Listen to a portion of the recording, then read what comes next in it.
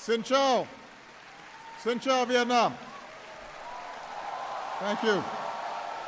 Thank you so much. Thank you. Please.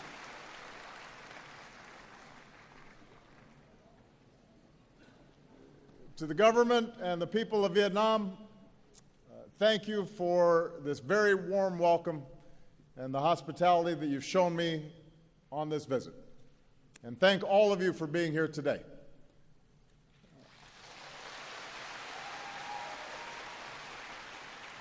We have Vietnamese from across this great country, including so many young people who represent the dynamism and the talent and the hope of Vietnam. On this visit, my heart has been touched by the kindness for which the Vietnamese people are known. And the many people who've been lining the streets, smiling and waving, I feel the friendship between our peoples. Last night, I visited the Old Quarter here in Hanoi and enjoyed some outstanding Vietnamese food, tried some bún chả.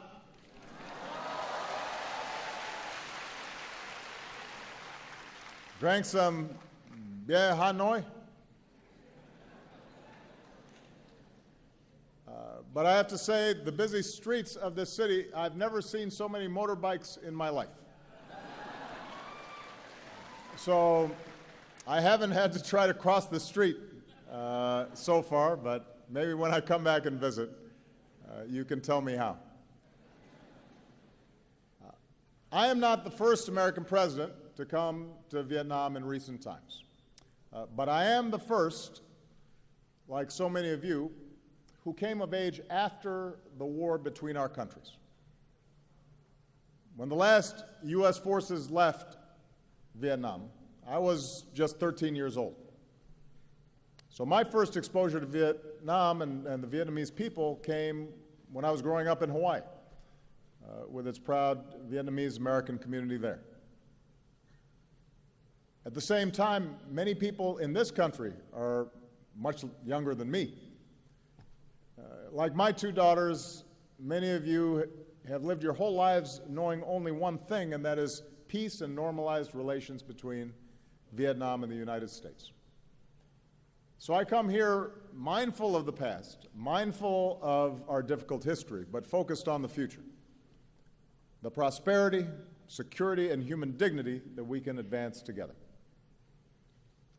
I also come here with a deep respect for Vietnam's ancient heritage. For millennia, farmers have tended these lands, history revealed in the Dong Xuân drums. At this bend in the river, Hanoi has endured for more than 1,000 years. The world came to treasure Vietnamese silks and paintings, and a great temple of literature stands as a testament to your pursuit of knowledge. And yet, over the centuries, your fate was too often dictated by others. Your beloved land was not always your own. But like bamboo, the unbroken spirit of the Vietnamese people was captured by Ly Chong Kiet. The Southern Emperor rules the southern land. Our destiny is writ in heaven's book. So today, we also remember the longer history between Vietnamese and Americans that is too often overlooked. More than 200 years ago, when our founding fathers, Thomas Jefferson, sought rice for his farm, he looked to the rice of Vietnam, which he said had the reputation of being whitest to the eye, best flavored to the taste, and most productive. And soon after, American trade ships arrived in your ports seeking commerce. During the Second World War, Americans came here to support your struggle against occupation. When American pilots were shot down, the Vietnamese people helped rescue them. And on the day that Vietnam declared its independence, crowds took to the streets of this city, and Ho Chi Minh evoked the American Declaration of Independence. He said, "All people are created equal. The Creator has endowed them with inviolable rights. Among these rights are the right to life, the right to liberty, and the right to pursuit of happiness." In another time, the profession of these shared ideals and our common story of throwing off colonialism might have brought us closer together sooner. but instead Cold War rivalries and fears of communism pulled us into conflict. Like other conflicts throughout human history, we learned once more a bitter truth, that war, no matter what our intentions may be, brings suffering and tragedy. At your war memorial, not far from here, and with family altars across this country, you remember some 3 million Vietnamese soldiers and civilians on both sides who lost their lives. At our memorial wall in Washington, we can touch the names of 58,315 Americans who gave their lives in the conflict. In both our countries, our veterans and families of the fallen still ache for the friends and loved ones that they lost. Just as we learned in America that even if we disagree about a war, we must always honor those who serve and welcome them home with the respect they deserve, we can join together today, Vietnamese and Americans, and acknowledge the pain and the sacrifices on both sides. More recently, over the past 2 decades, Vietnam has achieved enormous progress, and today the world can see the strides that you have made. With economic reforms and trade agreements, including with the United States, you have entered the global economy, selling your goods around the world. More foreign investment is coming in, and with one of the fastest growing economies in Asia, Vietnam has moved up to become a middle-income nation. We see Vietnam's progress in the skyscrapers and high-rises of Hanoi and Ho Chi Minh City, new shopping malls and urban centers. We see it in the satellites Vietnam puts into space and a new generation that is online, launching startups and running new ventures. We see it in the tens of millions of Vietnamese connected on Facebook and Instagram. And you're not just posting selfies, although I hear you do that a lot. And so far, there have been a number of people who have already asked me for selfies. You're also raising your voices for causes that you care about, like saving the old trees of Hanoi. So all this dynamism has delivered real progress in people's lives. Here in Vietnam, you've dramatically reduced extreme poverty, you've boosted family incomes, and lifted millions into a fast-growing middle class. Hunger, disease, child and maternal mortality are all down. The number of people with clean drinking water and electricity, the number of boys and girls in school, and your literacy rate, these are all up. So this is extraordinary progress. This is what you have been able to achieve in a very short time. And as Vietnam has transformed, so has the relationship between our two nations. We learned a lesson taught by the Venerable Thich Nhat Hanh, who said, "In true dialogue, both sides are willing to change." In this way, the very war that had divided us became a source for healing. It allowed us to account for the missing and finally bring them home.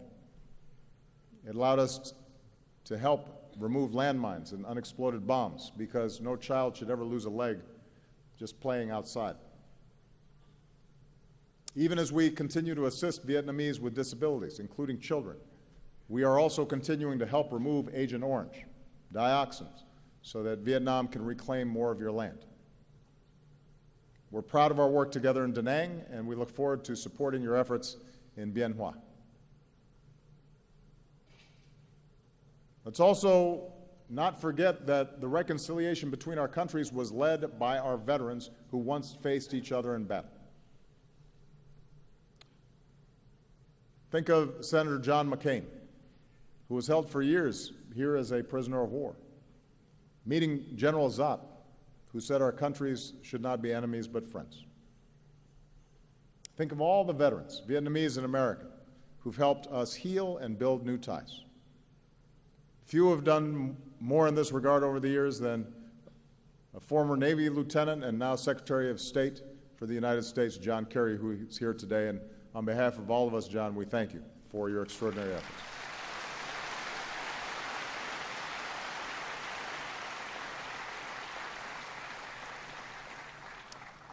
Because our veterans showed us the way, because warriors had the courage to pursue peace, our peoples are now closer than ever before. Our trade has surged, our students and scholars learn together. We welcome more Vietnamese students to America than from any other country in Southeast Asia. And every year you welcome more and more American tourists, including young Americans with their backpacks, to Hanoi's 36 streets and the shops of Hoi An and the imperial city of Hue. As Vietnamese and Americans, we can all relate to those words written by Van Cao. From now, we know each other's homeland. From now, we learn to feel for each other. As president, I've built on this progress. With our new comprehensive partnership, our governments are working more closely together than ever before. And with this visit, we've put our relationship on a firmer footing for decades to come. In a sense, the long story between our two nations that began with Thomas Jefferson more than 2 centuries ago has now come full circle. It's taken many years and required great effort. But now we can say something that was once unimaginable. Today, Vietnam and the United States are partners. And I believe our experience holds lessons for the world. At a time when many conflicts seem intractable, seem as if they will never end, we have shown that hearts can change and that a different future is possible when we refuse to be prisoners of the past. We've shown how peace can be better than war. We've shown that progress in human dignity is best advanced by cooperation and not conflict. That's what Vietnam and America can show the world. Now, America's new partnership with Vietnam is rooted in some basic truths. Vietnam is an independent, sovereign nation, and no other nation can impose its will on you or decide your destiny.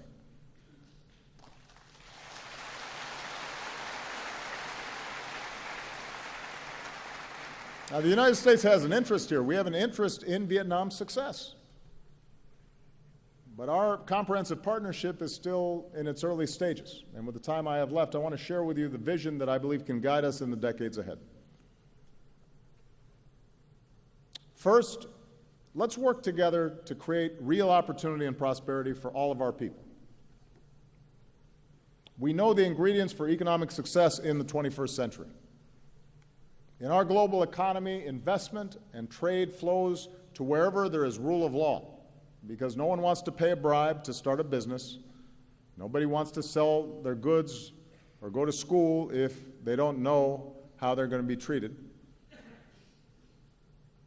In knowledge-based economies, jobs go to where people have the freedom to think for themselves and exchange ideas and to innovate. And real economic partnerships are not just about one country extracting resources from another. They're about investing in our greatest resource, which is our people and their skills and their talents, whether you live in a big city or a rural village. And that's the kind of partnership that America offers. As I announced yesterday, the Peace Corps will come to Vietnam for the first time with a focus on teaching English. And a generation after young Americans came here to fight, a new generation of Americans are going to come here to teach and build and deepen the friendships between us.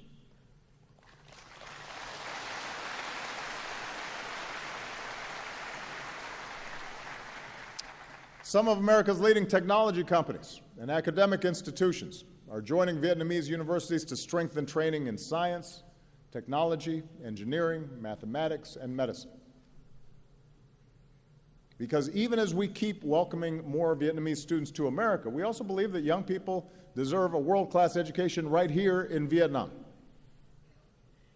It's one of the reasons why we're very excited that this fall the new Fulbright University Vietnam will open in Ho Chi Minh City, this nation's first independent nonprofit university. where there will be full academic freedom and scholarships for those in need.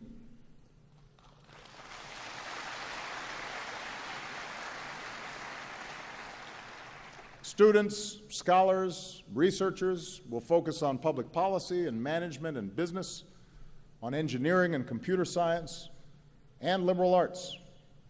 Everything from the poetry of Nguyen Zhu to the philosophy of Fan Chu Ching to the mathematics of No Bao Cho. And we're going to keep partnering with young people and entrepreneurs because we believe that if you can just access the skills and technology and capital you need, then nothing can stand in your way, and that includes, by the way, the talented women of Vietnam. We think gender equality is an important principle. From Cheong sisters to today, strong, confident women have always helped move Vietnam forward. And the evidence is clear. I say this wherever I go around the world. Families, communities, and countries are more prosperous when girls and women have an equal opportunity to succeed in school and at work and in government. That's true everywhere, and it's true here in Vietnam.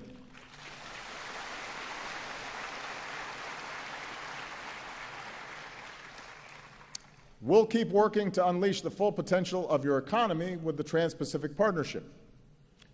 Now, here in Vietnam, TPP will let you sell more of your products to the world, and it will attract new investment. TPP will require reforms to protect workers and rule of law and intellectual property. And the United States is ready to assist Vietnam as it works to fully implement its commitments. I want you to know that as President of the United States, I strongly support TPP because you'll also be able to buy more of our goods, made in America. Moreover, I support TPP because of its important strategic benefits. Vietnam will be less dependent on any one trading partner and enjoy broader ties with more partners, including the United States.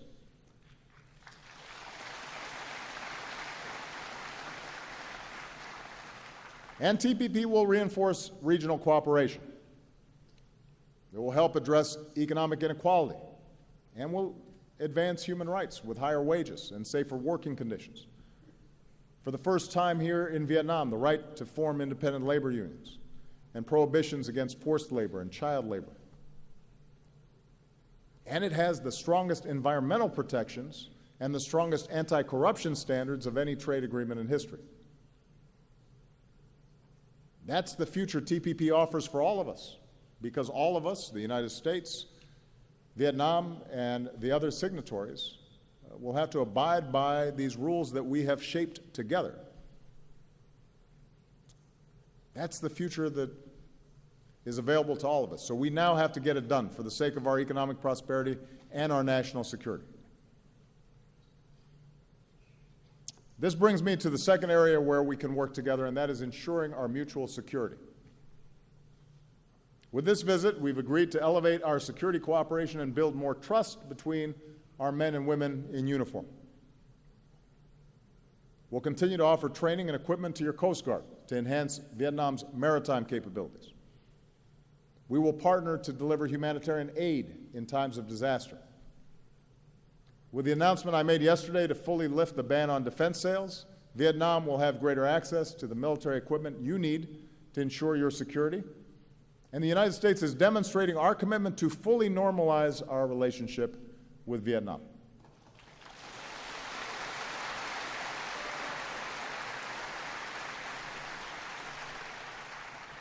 More broadly, the 20th century has taught all of us, including the United States and Vietnam, that the international order upon which our mutual security depends is rooted in certain rules and norms. Nations are sovereign, and no matter how large or small a nation may be, its sovereignty should be respected, and its territory should not be violated. Big nations should not bully smaller ones. Disputes should be resolved peacefully.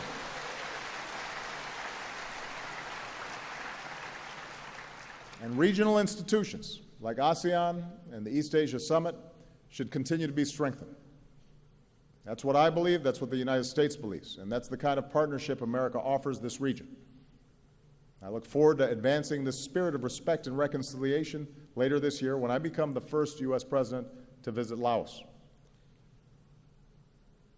In the South China Sea, the United States is not a claimant in current disputes, but we will stand with partners in upholding core principles like freedom of navigation and overflight, and lawful commerce that is not impeded, and the peaceful resolution of disputes through legal means in accordance with international law. And as we go forward, the United States will continue to fly, sail, and operate wherever international law allows, and we will support the right of all countries to do the same.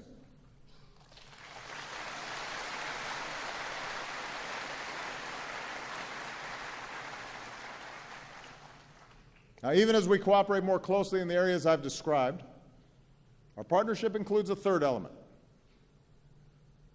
addressing areas where our governments disagree, including on human rights. I say this not to single out Vietnam. No nation is perfect. 2 centuries on, the United States is still striving to live up to our founding ideals. We still deal with our shortcomings: too much money in politics and rising economic inequality, racial bias in our criminal justice system, women still not being paid as much as men doing the same job. We still have problems, and we're not immune from criticism. I promise you, I hear it every day. But that's scrutiny, that open debate, confronting our imperfections and allowing everybody to have their say, has helped us grow stronger and more prosperous and more just. I've said this before: the United States does not seek to impose our form of government on Vietnam. The rights I speak of, I believe, are not American values. I think they are universal values, written into the Universal Declaration of Human Rights. They're written into the Vietnamese Constitution, which states that citizens have the right to freedom of speech and freedom of the press, and have the right of access to information, the right to assembly, the right to association, and the right to demonstrate. That's in the Vietnamese Constitution.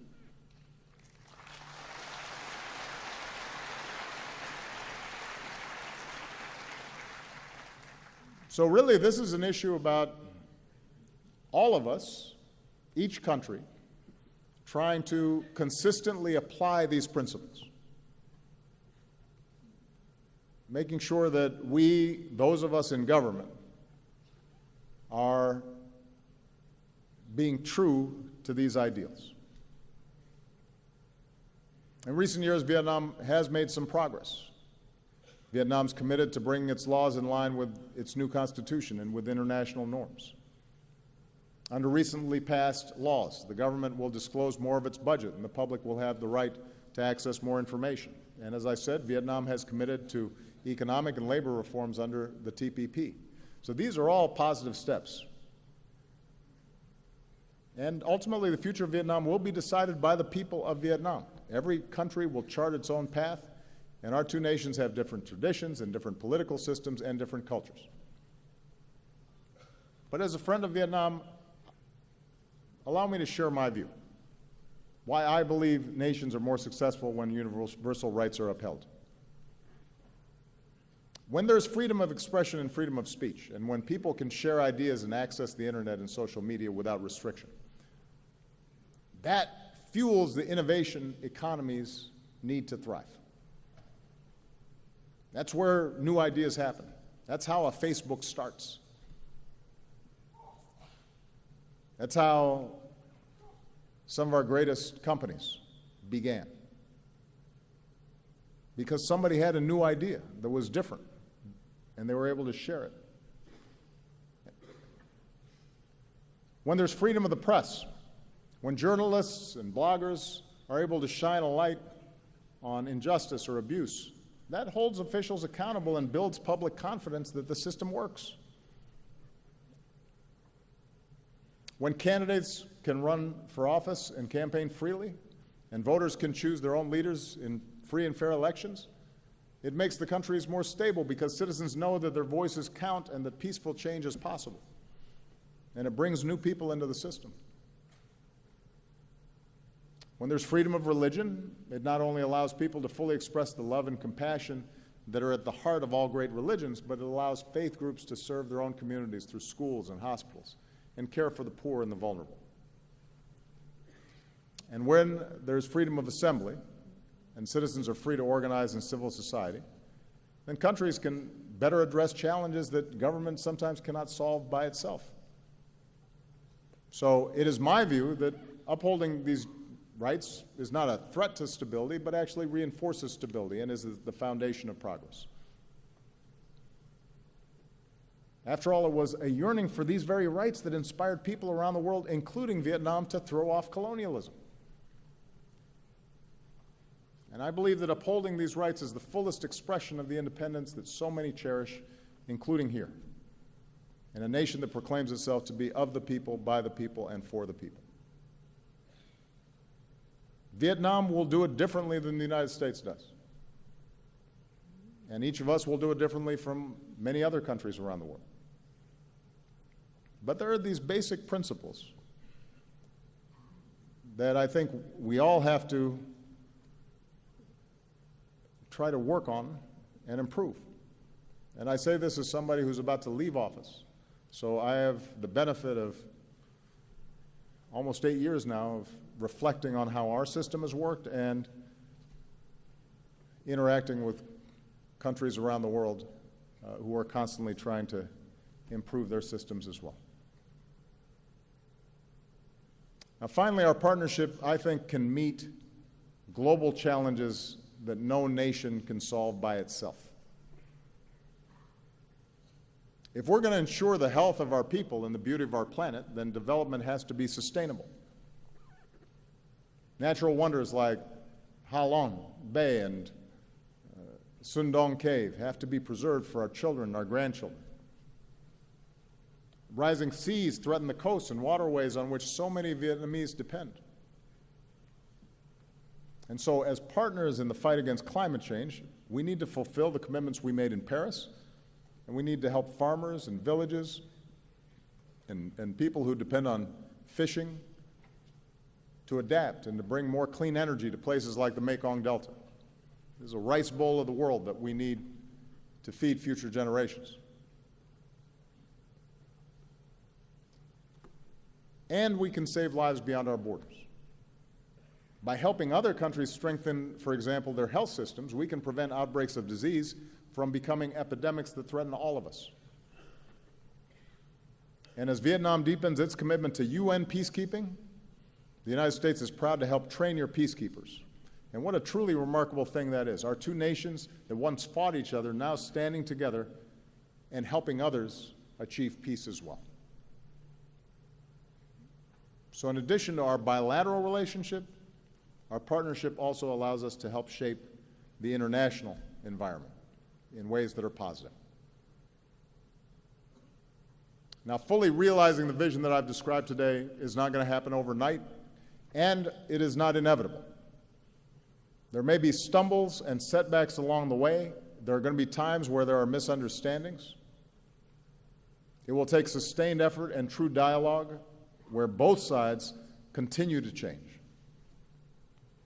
But considering all the history and hurdles that we've already overcome, I stand before you today very optimistic about our future together.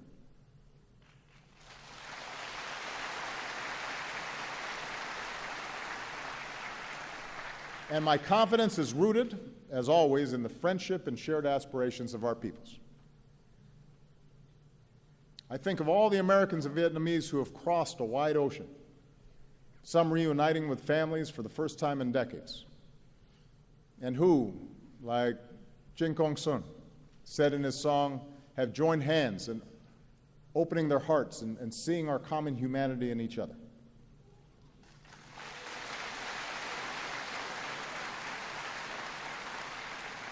I think of all the Vietnamese Americans who've succeeded in every walk of life: doctors, journalists, judges, public servants.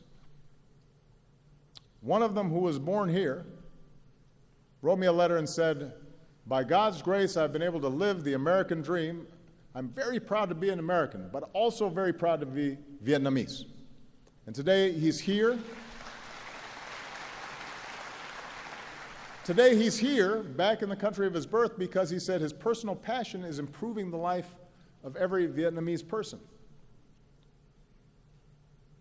I think of a new generation of Vietnamese, so many of you, so many of the young people who are here, who are ready to make your mark on the world.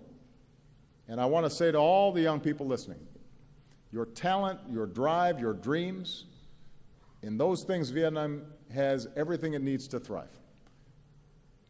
And your destiny is in your hands. This is your moment, and as you pursue the future that you want, I want you to know that the United States of America will be right there with you as your partner and as your friend.